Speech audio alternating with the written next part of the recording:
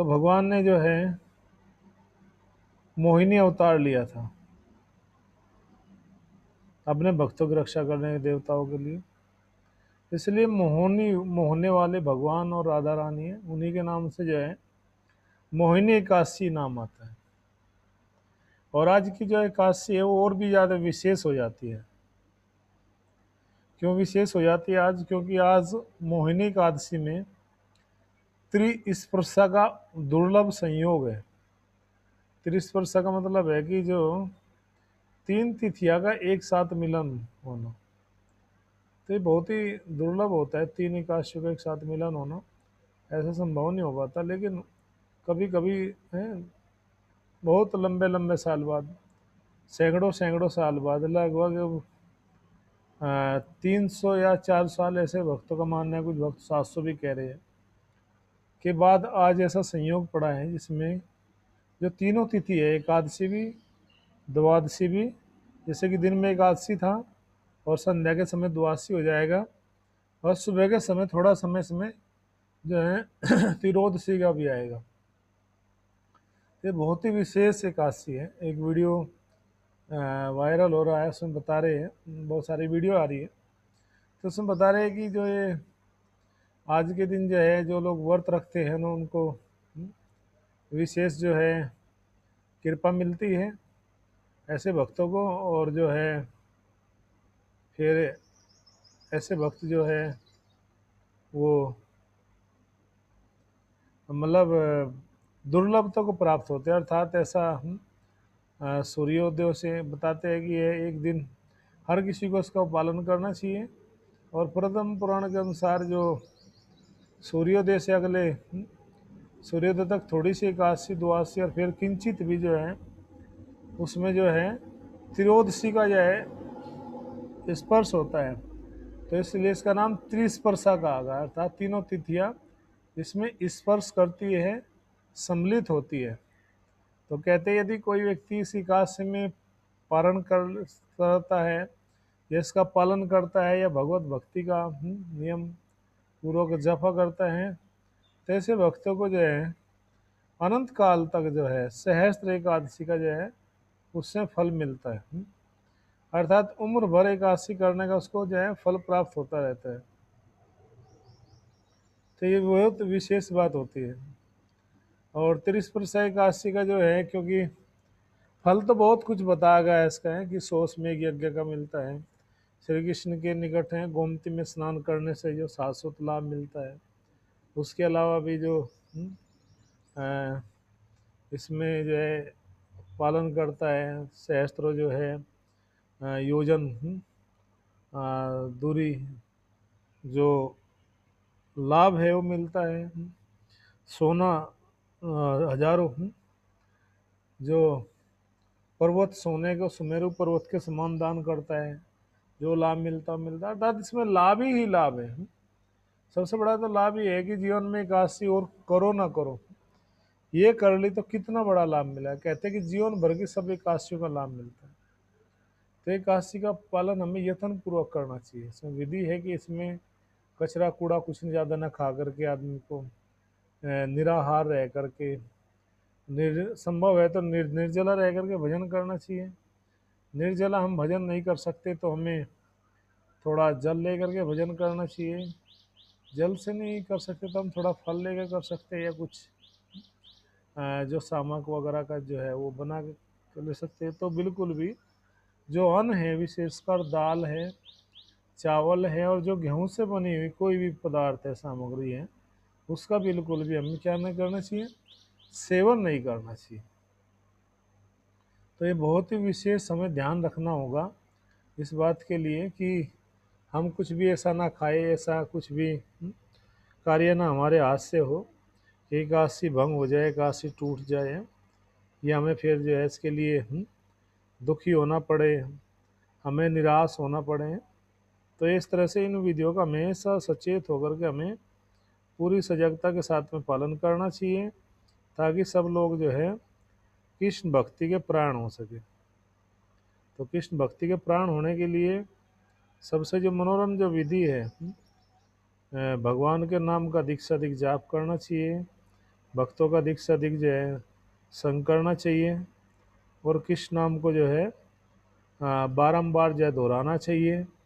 या फिर जो है, अभी भी बताओ मैं कितना कॉल करना पड़ता है, इसके बाद मैसेज के बाद भी मैसेज करना पड़ रहा है भक्तों से कि वो जुड़ जाए, कम से कम आज का दिन का तो लाभ मिल जाए। तो ये जो विधि है, हम यदि हम यत्न पूर्वक पालन करेंगे तो इसका बहुत ही विशेष लाभ मिलता है सब भक्तों को। और जो है हजारों सहस्त्रों जो है युगों तक की गई जो है भक्ति का भी प्रतिफल इसी में ही होता है। तो यहाँ पर बताया गया है कि भगवान की जो भक्ति है, शुद्ध भक्ति के द्वारा ही भगवान को मोहित किया जा सकता है। अर्थात यदि हम यत्न करें, प्रयास करें, तो भगवत भक्ति बहुत सुगम हो सकती है। किसके माध्यम से? भगवान के भक्तों के संग के माध्यम से। तो भगवत भक्तों का संग करना और उसको जीवन में उतारना और भगवान नाम का आस्वादन करना, ये सब बहुत बड़ा जो है फल है एक भक्तों के लिए, ताकि जीवन में कृष्ण कथा और कृष्ण नाम सुलभ हो सके। वैसे तो देखो कलयुग में लोगों के पास में जो है बताते हैं कि समय तो है लेकिन बुद्धि नहीं है। क्या नहीं है? बुद्धि नहीं है। क्यों बुद्धि नहीं है? क्योंकि लोगों की बुद्धि जो मति है वो भोगों में है, और जब तक हमारी मति, हमारी बुद्धि भोगों में रहती है, तब तक जो भगवान नाम है वो सुलभ नहीं हो पाता। क्यों नहीं सुलभ हो पाता? कि राम नाम सुलभ है जगमाई। कहते कि राम नाम बहुत सुलभ है जगमाई। संसार में जो सबसे आसान जो वस्तु है वो बहुत ही सुलभ है, वो है भगवान का नाम। आगे कहते हैं भाग्यहीन नर पावत नाई। और ऐसे नाम को, ऐसे लाभ को जो भाग्यहीन मानव होते हैं, जिनका भाग्य सो चुका है, जिनका दुर्भाग्य है, जो अपने भाग्य का उदय नहीं कर पाए, तो ऐसे लोग जो है क्या नहीं कर पाते, उसको लाभ नहीं उठा पाते। तो ऐसे लोग जो लाभ नहीं उठा पाते, तो ऐसे लोगों के लिए जो है ये राम बाण के समान है। अर्थात जो हरि नाम है, जो कृष्ण नाम है, वो जो है बताते हैं कि ऐसे लोगों के लिए जो राम नाम है, वो ऐसे लोगों के लिए वो किसके समान है? वो गोखुर के समान है। आप पूछो गोखुर और राम नाम और कृष्ण कथा का क्या कॉम्बिनेशन? पूछी, बिल्कुल अलग अलग बात बता रहे हैं आप तो। ये बिल्कुल बोलो आज इसलिए बता रहे हैं क्योंकि जो कृष्ण नाम है वो संसार में बड़ा सुलभ है, भगवान बड़े सुलभ है, लेकिन जो हमारा हृदय है वो बहुत कठोर हो चुका है। और कठोर हृदय करने के कारण जो है हम लोग उस नाम को नहीं ले पा रहे। अरे भैया जो है निर्जला नहीं कर सकते तो कुछ जल लेके कर लो, कुछ थोड़ा फल लेके कर लो, उसमें कोई काशी भंग थोड़ा ही होगी और कोई उसमें पाप थोड़ा ही लग जाएगा, लेकिन कर लो तो। अब आज के दिन अन्न भी खाएंगे, सब बातें भी करेंगे, और ऐसा दुर्लभ जो अवश्य अवसर है उसको हम गंवा देंगे। तो बताते हैं कि जब कभी 350 साल पहले, कभी या 150 साल पहले, अलग अलग संतों का मंतव्य है, भक्तमाल में ये बात विदित है संतों के इतिहास में, कि ये ही त्रिस्पर्श एकादशी जो है जो आज संयोग से हम लोग कर रहे हैं, यत्न पूर्वक भगवान का नाम है, भगवान के नाम कथा में रुचि लेते हैं, तो बड़ा जो है कि ये बड़ा ये सुलभ एक अवसर है हमारे लिए कि हम कर पा रहे हैं। भगवान, जीव तो क्या करेगा, भगवान ही कराने वाले हैं। भगवान का नाम, भगवान की बिना कृपा से जीव तो कैसे ले पाएगा? तो जो हम लोग कर पा रहे हो, यही घटना सेम अयोध्या जी में घटी थी। अयोध्या जी में क्या हुई, इसी त्रिस्पर्श एकादशी पे बताते हैं 12 संत जो है जिन्होंने व्रत रखा था, जैसे ही राम नाम को उच्चारण किया तो वे सह शरीर चले गए थे भगवत धाम। सह शरीर, ये बॉडी एज इट इज चली गई। भागवतम में नहीं वर्णन, ये ग्रंथ है भक्तमाल ग्रंथ। जिसमें वैष्णव भक्तों का, ब्रज के भक्तों का पूरा इतिहास है। तो उस ग्रंथ में ये वर्णन है। कल भी एक संत बता रहे थे कि ब्रज के कि वे सह शरीर चले गए थे। तो सह शरीर नहीं जा पा रहे, कोई बात नहीं, आत्मा को तो पहुंचाओ, आत्मा को तो पहुंचाने का प्रयास करना चाहिए। क्योंकि भजन जो है, जैसे जैसे हम प्रचार करने लगते हैं तो सबसे बड़ा नुकसान तो संतों को होता है। आज हम आपसे बताते हैं, लोगों के लिए फोन आना, लोगों से बात करना, उनको समझाना, लेकिन फिर भी संत जो सब कुछ छोड़ कर आए, फिर भी वे लोगों को समय दे रहे हैं। हमें भी बार बार फोन करना पड़ता है, बार बार जो बात करनी पड़ती है। क्यों करनी पड़ती है? ताकि कोई न कोई जीव किसी न किसी तरह से भगवान नाम से जुड़ जाए, भगवान नाम का आश्रय ले ले, कोई न कोई तो भगवान का नाम ले, कोई न कोई तो भगवान के नाम से जुड़े। ये केवल ये प्रयोजन रहता है, केवल ये लालच रहता है, ये लोभ रहता है कि जीव को जैसे भी करके पहले मैसेज करेंगे, फिर दोबारा फिर मैसेज करेंगे।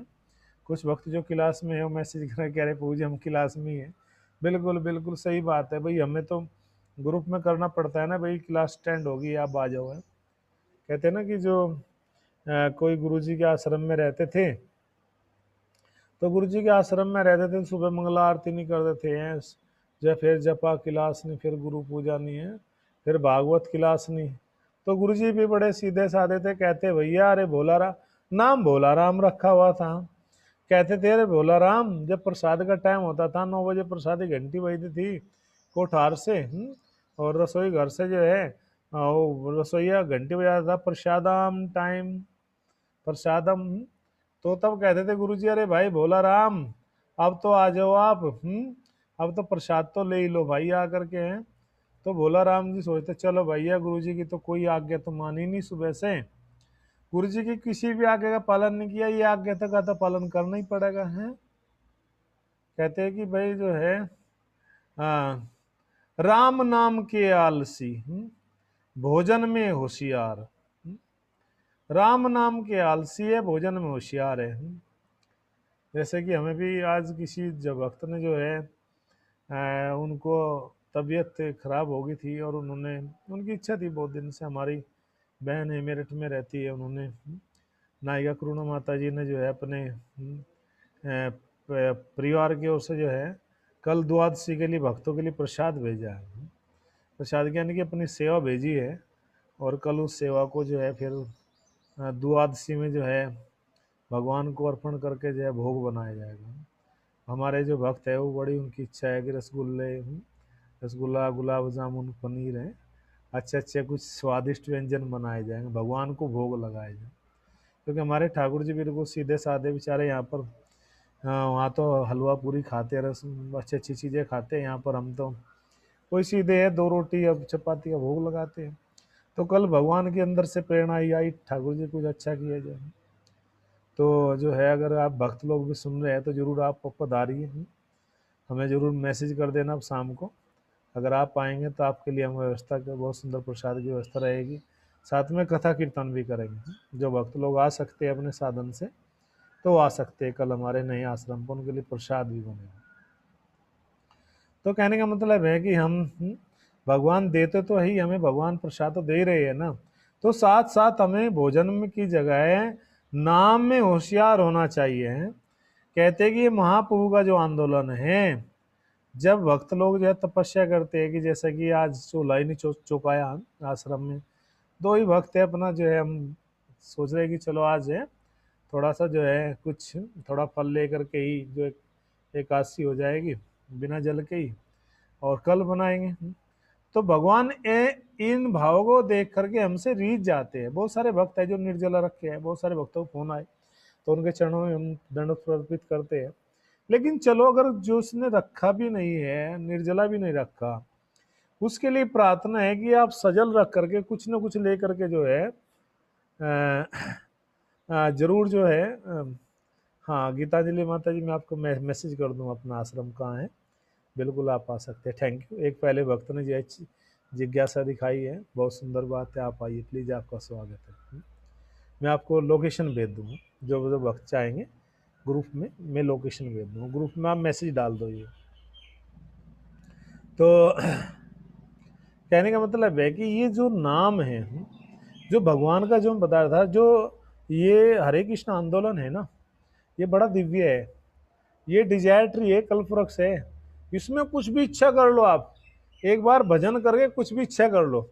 देखो भैया, जिनको भगवान ने पकड़ लिया है, जिनका हाथ ठाकुर जी ने ऐसे पकड़ लिया है, गिरधारी ने ऐसे हाथ पकड़ लिया है, उनकी तो भैया हम कहते नहीं कि उनकी इच्छा पूरी होगी ना। उनकी तो शायद इच्छा ना पूरी हो कर पाए, दूसरी है, दूसरी इच्छा करेंगे तो ठाकुर जी करने नहीं देंगे। पकड़ लिया जिनको है, जैसे पूतना को पकड़ लिया था, पूतना कह रही छोड़ दो छोड़ दो, लेकिन कह रहे ठाकुर जी भैया यही तो समस्या है, मेरे यहाँ दोनों फैसिलिटी थोड़ा ही है, इनकमिंग ले लो या आउट गोइंग ले लो है। अगर आप चाहती हो कि भाई मैं जो है छूटूं, तो मेरे तो बस की बात नहीं है। अब जो है भैया, अब आपको तो जो है चलना ही पड़ेगा साथ साथ है। तो ये जो है ठाकुर जी की बड़ी जो है कृपा होती है कुछ भक्तों के। लेकिन जो भक्त भक्ति में लगे हुए हैं, और वे बहुत सारे भक्तों के ऐसे हम प्रतिदिन अनुभव देखते हैं, कुछ भी इच्छा करते हैं भक्ति संबंधी कुछ भी, भगवान जरूर वो पूरी करते हैं। तो अगर कहते हैं कि आंदोलन एक डिजायर ट्री का जैसे है, जैसे कि कुछ लोग चाहते हैं कि संतान मिल जाए, धन मिल जाए, कुछ भक्त लोग आते हैं कि शादी हो जाए, यहाँ विदेश चले जाऊं, बहुत सारी इच्छा है, कुछ पद मिल जाए, प्रतिष्ठा मिल जाए, सब मिलता है। मिलते हैं सब पदार्थ मोहन तेरी गली में, किस चीज की कमी है मोहन तेरी गली में। सब कुछ पदार्थ जो है संसार के, सब कुछ तो मोहन की गली में है। एक बार आ जाए हरि की शरण में, और क्यों आकर के रो रहा है गोविंद की गली में। तेरे हर दर्द की दवा है गोविंद की गली में। ये गोविंद की जो गली है ना, ये भगवान की जो भक्ति है ना, गली का मतलब भक्ति है जो, ये इतनी दुर्लभ है, इतनी दिव्य है कि सब इच्छा पूरी हो जाएगी। एक बार आ करके तो देख लो। तो कह दे उनसे दिल की बातें जो तेरे दिल में चल रही है, फसाना जिंदगी का जो तू यूं बुन रहा है। जिंदगी के बारे में अपने हम कुछ प्लानिंग कर रहे हैं, तो ठाकुर जी को साथ में शेयर कर दो, वो अपने आप ठीक कर देंगे। दिक्कत वाली बात नहीं है, घबराने की जरूरत नहीं है, सब कुछ तो मिलता है। तो कहने का मतलब है कि अगर चलो, कुछ भक्तों को हो सकता है इस चीज का पश्चाताप हो जाए, उनको मैसेज ना मिला हो, पता ना हो, लेकिन उनसे रिक्वेस्ट है कि अब सुनने के पश्चात शाम को अगर गलती से सुबह ले लिया, हम क्षमा चाहते हैं कि आपको मैसेज नहीं मिल पाया। अगर जिन लोगों को लगता है कि हमें मैसेज मिलना चाहिए, तो हमारा जो नंबर है 8869084893, जिससे मैसेज मिलता होगा आपको, उससे मैसेज कर सकते हो कि काशी के बारे में हमें बताइए, तो हम आपको ऐड कर लेंगे ग्रुप में, ठीक। तो अगर अभी भी एक बार ऐसे ही हुआ था, कि बहुत ही वरिष्ठ भक्त थे, बता रहे थे कि उनकी जो क्लास में कोई भक्त ऐसे ही आ गया था, और उसने सुबह कुछ अन्न खाया, तो फिर शाम को उसने व्रत रखा, तो उसको बड़ा अच्छा रियलाइजेशन हुआ था, तब शायद ये भक्त वो रख रहे हैं व्रत। और एक बार घटना हुई थी ना, जो एक बार न्यूज़पेपर में आई थी, काशी के बारे में महिमा है। चलो ये घटना बताते, बड़ी अच्छी घटना है, मुझे हमेशा ये याद रहती है काशी में। बताते हैं कि उत्तर प्रदेश में एक जिला है, जिसका जिला का नाम शाहजहाँपुर है, लखनऊ के पास है, सुना भी होगा आप लोगों ने, यस सर नो। तो वहाँ पर जो है एक संत, एक बार किसी सेठ जी के यहाँ किसी ने, कोई साधु प्रवृत्ति के व्यक्ति थे, उन्होंने सुना कि भाई यहाँ पर जो है एक कोई संत रहते, तो उन्होंने, जैसे कोई भक्त लोग इनवाइट कर लेते हैं, हमें किसी भक्त ने हमें भी इनवाइट किया है कि प्रभु जी जब कोरोना खत्म हो जाएगा तो आपको हमारे यहाँ पर कथा करनी है। तो हमने कहा ठीक है, जरूर कथा करेंगे, हरि नाम करेंगे। तो उनको बुलाया, तो कथा हुई काशी पे हरिनाम की, हरिनाम हुआ, नाम चर्चा हुई, काशी का महत्व बताया। तो जब बात आई, जब बाद में प्रसाद बंटने की, तो उन्होंने संत जी ने कहा भाई दो तरह का प्रसाद था, क्योंकि वहाँ वैसे भी लोग आए थे जो एकादशी नहीं रखते, तो क्योंकि जो कथा में बताते हैं कि प्रसाद तो सबको मिलना चाहिए, भगवान का प्रसाद है। एकादशी के दिन अन्न अन्न भी क्यों मिलता है, उसका भी हमने कई बार रीजन बताया है ना आप लोगों से, कि ये बात जो है, जैसे कि हमारा मायापुर का मंदिर है, क्लियर कर देते हैं इस बात को भी। तो वहाँ पर जो है एकादशी के दिन भी अन्न प्रसाद बढ़ता है, खिचड़ी चावल वगैरह बढ़ता है। तो किसी ने ये बात जो हमारी जीबीसी मीटिंग में उठाई कि जब इस्कॉन में एकादशी पे प्रतिबंध है, बंद है, तो फिर अन्न प्रसाद क्यों बांटते हो। तो हमारे जो आचार्य है इस हिजोलनेस जयपता के स्वामी महाराज जी ने उस बात का बहुत सुंदर उत्तर दिया। उन्होंने कहा कि जो हम खिचड़ी प्रसाद या अन्न प्रसाद बांटते हैं, वो महाप्रसाद होता है। पहली बात तो जो है वो अन्न नहीं होता, आप कहते हो खाना, वो अन्न नहीं है, वो महाप्रसाद है। ठाकुर जी को जो पंच तत्व को, राधा माधव जी को, और अपने नरसिंह देव भगवान को जो चढ़ता है, या राजापुर में जो जगन्नाथ जी हैं, वो महाप्रसाद होता है। वो एक्स्ट्रा भी उसमें जोड़ देते हैं, कुछ और ही भक्त बना प्रसाद एक्स्ट्रा बना करके। वो क्यों बनाया जाता है? क्योंकि जो आसपास में लोग रहने वाले हैं, बंगालीज फैमिलीज है, जो बेचारे रहते हैं, गरीब आदमी है, झोपड़ी में रहते हैं, अब वो तो व्रत नहीं रखते ना। अब व्रत नहीं रखेंगे तो एकादशी के दिन जाके वो कहीं बिना वो फरकान खाएंगे तो वो जो है भैया पाप ही खाएंगे, कुछ भी खाएंगे, नॉन वेज खा लेंगे, उनको क्या पता। लेकिन उनको एकादशी के दिन जो है हम महाप्रसाद देते हैं ठाकुर जी को, जो इतना दुर्लभ है। तो भले ही वो अन्न है, लेकिन महाप्रसाद खाने से उनकी चेतना बनती है, और वे भी, उनका कल्याण होगा जीवन से, और अगले जन्म में भक्त बन जाएंगे। बल्कि ऐसे बहुत सारे हैं जो शाम को प्रसाद पाने आते, धीरे धीरे वो भक्त बन गए। अब बहुत सारे लोग नाम जाप करने लगे हैं मंदिर के सामने ही। तो ये महिमा है। तो तब लोगों ने बड़ा सराहा महाराज जी के इस प्रयास को। तो खैर ये तो एक बात इस अनुभव हुई। अब बात चलती है कथा में। तो जब वहाँ पर ये बात चल रही थी कि भाई जो है कुछ अन्न मतलब सबको दिया गया, तो वहाँ दो लाइन बनाई गई। कहा कि जिन लोगों ने व्रत रखा हुआ है वो इस लाइन में आ जाएंगे, और जिन लोगों ने व्रत नहीं रखा है, बिना व्रत वालों के लिए केले का प्रसाद था, फल का प्रसाद था, फ्रूट्स, केला संतरा वगैरह। और जो जिन्होंने व्रत नहीं रखा था, फास्टिंग नहीं रखी थी एकादशी का, तो फास्टिंग को ऑब्जर्व नहीं किया था, यत्न पूर्वक पालन नहीं किया था, उन लोगों के लिए लड्डू का प्रसाद था। तो उन्होंने देखा कि उसी लाइन में दो मुसलमान भाई खड़े हुए हैं। जब वे दो मुसलमान सामने आए, और वे केले की लाइन में थे जिसमें एकादशी का प्रसाद बट रहा था, तो उन संत से रहा नहीं गया। पहले देखते गए जब पास में आ गए, कहा भैया मुझे लगता है कि आप गलती से इस लाइन में आ गए हैं, शायद आपको उस लाइन में होना चाहिए था। उन्होंने कहा नहीं। बोला क्यों? बोला क्योंकि हमने तो व्रत रखा है। बोला अरे आपने व्रत रखा है? बोला हाँ। बोला कैसे? फिर उन दोनों भाइयों ने एक बहुत अच्छी कहानी बताई। क्या कहानी थी वो? कि एक बार क्या हुआ कि हम लोग जो है जो मंडी है शाहजहांपुर की, अनाज जो मंडी है, उसमें सेठ जी के यहाँ पल्लेदारी का कार्य करते। पल्लेदारी मतलब जो पीठ के ऊपर जो अनाज उठा करके गाड़ी में उतारते हैं, गाड़ी लोड करते हैं, गाड़ी को खाली करते हैं, जो गोदामों में रखते हैं। देखा होगा आपने कभी गए हो मंडी में। तो वो बेचारे मजदूर टाइप के लोग थे, वो ज्यादा थे। तो सेठ जी ने शाम को कहा कि भाई कल 4 बजे आ जाना, क्योंकि जो अनाज है वो एफसीआई के गोदाम में जाना है कल। तो गर्मी का मौसम था, मई जून का महीना था, और जल्दी आ जाऊंगा तो जल्दी काम से फ्री हो जाओगे, 9-10 बजे तक फिर अपना आराम करने को, गर्मी ज़्यादा होती है। कहा ठीक है। तो दोनों भाई सुबह सुबह जल्दी आए, और जल्दी आकर के उन्होंने मेहनत की, और अपना वो गाड़ी लोड कर दी, गाड़ी को भर दिया। और जैसे ही वे थक गए, फिर थोड़ा सा उन्होंने पानी पिया ठंडा, तो वहीं उसके बीच में चबूतरा है एक मंडी में ही, और बड़ा बरगद की बड़ी शीतल छाया, बड़ा गहरा पेड़ था, मतलब छाव बातें बड़ी अच्छी थी। तो दोनों भाई ने सोचा थोड़ा सा कमर सीधी कर लेते हैं, यानी कि थोड़ा सा आराम कर लेते हैं, थोड़ा सा जो है पावर स्नैप बोलते हैं उसको, पावर स्नैप बोलते हैं शायद उसको, छोटी सी नींद लेना, शॉर्ट शॉर्ट नींद लेना, शॉर्ट रेस्ट करना, पावर स्नैप शायद समथिंग कुछ है, क्या हो सकता है कौन बताएगा। तो वो जो है कि हम थोड़ा सा जो है रेस्ट कर लेते, थोड़ा सा आराम करते, फिर चलेंगे। तो उनको नींद आ गई। जैसे ही उनको नींद आई, तो दोनों भाइयों ने देखा कि yes power nap, thank you. तो जो है, थैंक यू उर्मिला माता जी। तो उन्होंने सोचा कि भैया ऐसा करते हैं, थैंक यू उर्मिला माता, गीतांजलि माता जी। तो कि वो यमराज के सामने खड़े हैं। अब यमराज के सामने खड़े हैं, तो यमराज इनसे कह रहे हैं, ये चित्रगुप्त अपना अकाउंट चेक करके देख रहे हैं, अभी 2-3 लोगों के साथ में ऐसा घटना हुआ। क्यों आजकल थोड़ा सा जो है बिजी है ना, यमराज जी का स्टाफ बहुत ज़्यादा बिजी है, तो कभी कभी ज़्यादा मिस्टेक, कुछ मिस्टेक हो रही कुछ केस में। ऐसे भी कुछ केस आ रहे हैं कि वो जो है किसी को ले जाएगा, बताया था ना, अभी वो जाग गया, वो जब ले जाएगा डेड बॉडी वगैरह ले गए वहाँ पर, और जैसे ही वो उसको लिटाया, वो करने लगे, तो बॉडी हिलने लगी।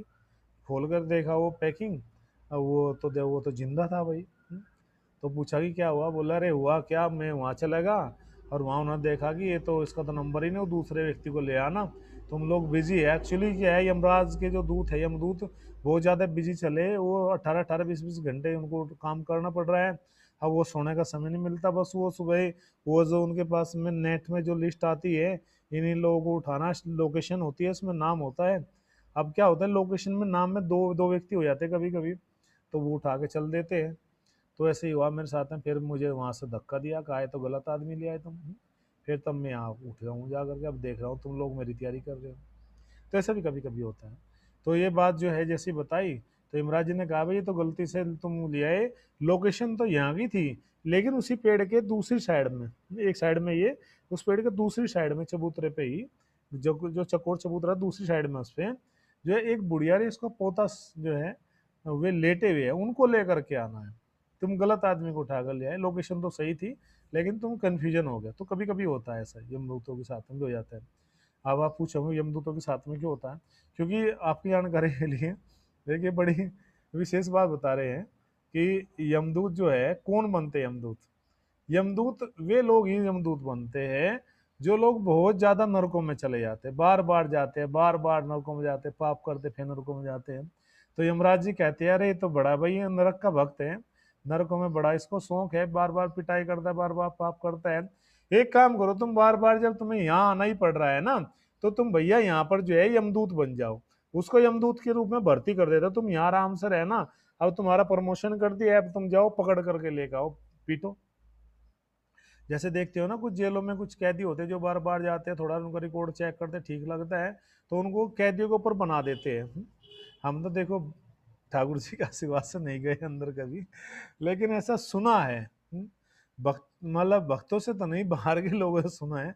भक्त क्यों जाए भाई वहां है, तो किसी से सुना है ऐसा कि भाई जो है उनको थोड़ा सा वो बना देते हैं। एक एक जेल फिल्म है, उसमें ऐसे ही कोई एक एक्टर होता है, मनोज वाजपेयी समथिंग, मनोज वाजपेयी है शायद उसका नाम, वो ही होता है, मतलब कैदियों के ऊपर देखभाल करने वाले, रिपोर्टिंग करने वाले। तो ऐसे यमदूत है, उनको भी बना दिया जाता है। तो वे गए और देखा उनको जैसे मानो धक्का दिया, दोनों नीचे आके गिरे, देखा कि बुढ़िया और उसका जो पोता था वे डेथ पड़े हुए हैं, उनकी मृत्यु हो चुकी है। तो ऐसा हमारे साथ में हुआ, जब हमारे साथ में ये घटना घटी तो हमें बड़ा दुख लगा कि भैया तो बड़ा आश्चर्य है। हमारे पड़ोस में एक पंडित जी रहते थे, पंडित जी के पास हम दौड़े दौड़े गए, पंडित जी से पूछा कि पंडित जी एकादशी क्या होती है, क्योंकि यमराज जी ने कहा था कि इन्होंने गलती से आज एकादशी का व्रत रखा हुआ है। अब गलती से भैया एकादशी का व्रत रखा हुआ है तो ये तो बड़ी मिस्टेक होगी, तो अब जा क्या करें। तो व्रत जो रखा था भैया उसके कारण हमें जो है पंडित जी ने कहा कि भाई एकादशी का तो बड़ा फल होता है, एकादशी का व्रत रखो तुम। तो तभी से हम एकादशी का व्रत रखने लगे। तो ये एकादशी के महात्म्य में उन संत ने बड़ा आश्चर्य किया, देखो कितनी ठाकुर जी की कृपा महिमा है, कृपा है कि इनको जो है एकादशी व्रत का फल मिला। तो कहने का मतलब है कि हरे कृष्णा।